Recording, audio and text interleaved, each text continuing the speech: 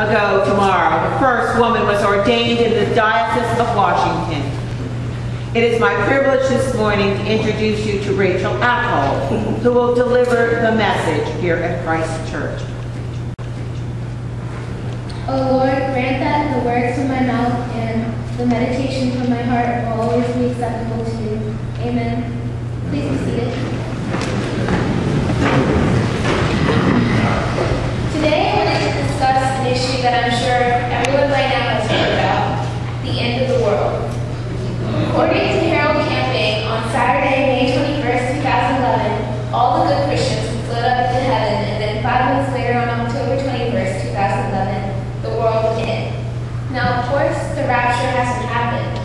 I'm pretty sure I would have noticed if Terrell Morris, my prom date, started levitating while he was singing.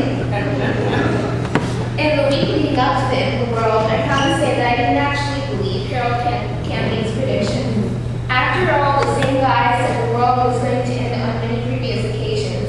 I was just upset that Harold Camping would have the audacity to set the apocalypse on my prom night. Another person who didn't believe any of the rumors was my favorite English teacher, Miss Bruce. One day before the rapture was set to happen, Miss Bruce posted this Facebook status. Yes, we're friends on Facebook. Attention all Laurel High students. The world is not going to end tomorrow, so whatever horrible things you were planning to do, don't do them. That's when it hit me. Why was this rumor such a big deal? You would think that with all the previous rapture predictions, everyone would just know that this one as just another one of someone's attempts to gain the same knowledge of the rapture that God has, which is impossible, of course.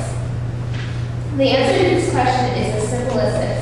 The end of the world allows everyone to imagine or do all the things they've never been able to do in their lives. Some people, like Mr. said, would do horrible things like punch their bosses in the face. But doing something like that would be wrong, and you shouldn't do something that you know is wrong just because you think you have an excuse. Some people, on the other hand, would not be so bold during the last days of their existence.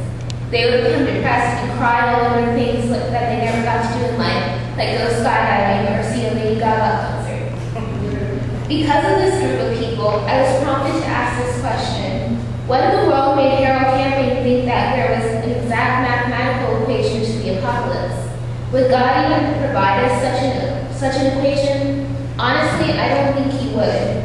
Doing so would pretty much destroy all hope of a future here on earth. I know that some people say they would live their last days on earth to the fullest, but that's definitely not true.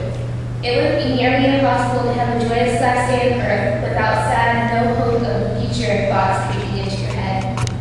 For me, it would be much easier to live life to the fullest if I knew that I had tomorrow to fix all the living it up mistakes that I made today. I think maybe that's why God put so many apocalypse predicting mathematicians on this planet, so that everyone would live life to the fullest anyway. Most of my friends knew the world wasn't going to end, but they started living life to the fullest anyways because it was fun to entertain the thought of the apocalypse. The bottom line here is that only God knows the exact date of the rapture, and it isn't right for anyone to pretend that they have the same knowledge of the apocalypse that God has. It is important that we remember this, because there will be many, many more apocalypse predictions in the future. My favorite prediction is that the world is going to end in 2012 just because the Mayan calendar doesn't continue after that year. But has anyone considered the possibility that the Mayans just ran out of paper to put the calendar on? This prediction doesn't matter though, because it was made by an imperfect human being. No apocalypse predictions made by imperfect human beings are 100% true. God is the only one who knows when the world will end, because God is the only one who's 100%